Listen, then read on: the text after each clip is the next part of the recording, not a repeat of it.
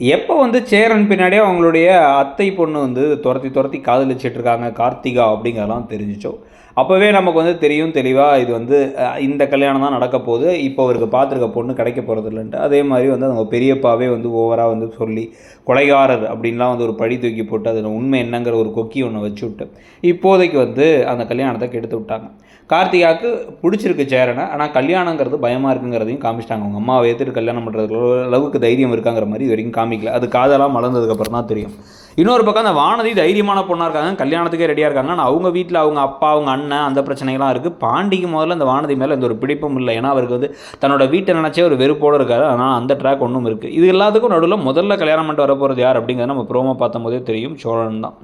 இப்போ இந்த சென்னை ட்ரிப்பில் சோழனுக்கும் நிலாவுக்கும் கொஞ்சம் கொஞ்சமாக வந்து ஒரு நெருக்கம் வர, இப்போதைக்கு நல்லவர் மாதிரி வந்து இன்றைக்கி சூர்யா வந்து 2 லட்ச ரூபாய்க்கு பட்டுப்படவோ உனக்கு பிடிச்சதே இருக்கட்டும்னு சொன்னவர், அதுக்கப்புறம் ஏதாச்சும் ஓவராக பேசி ஒரு கட்டத்தில் அவங்களுக்குள்ள பிரச்சனை வர, இவங்க அப்பா எல்லாத்தையும் மீறி கல்யாணத்தை பண்ணி வச்சே தீரணும்னு முடிவு பண்ணும்போது தப்பிச்சு போயிடலாம் அப்படிங்கிறதுக்காக அவங்க சோழனை கூப்பிட, அப்போ அந்த சமயத்தை வேறு வழி இல்லை, என் கழுத்தில் வேற ஒரு தாலி இல்லை அப்படின்னா வந்து எங்கள் அப்பா வந்து கட்டாயப்படுத்தி சூர்யா வந்து தாலி கட்ட வச்சுருவாங்கங்கிறதுனால சோழனை கல்யாணம் பண்ணிட்டு இங்கே வரது, இங்கே வந்த அப்புறம் என்னென்ன விஷயங்கள் நடக்குது அப்படின்னு சொல்லிட்டு இந்த கதை கிட்டத்தட்ட ஒரு ப்ரீக்வல்னு சொல்லுவாங்களா, ஒரு கதைக்கு முன்னாடி நடந்த கதை அப்படின்ட்டு.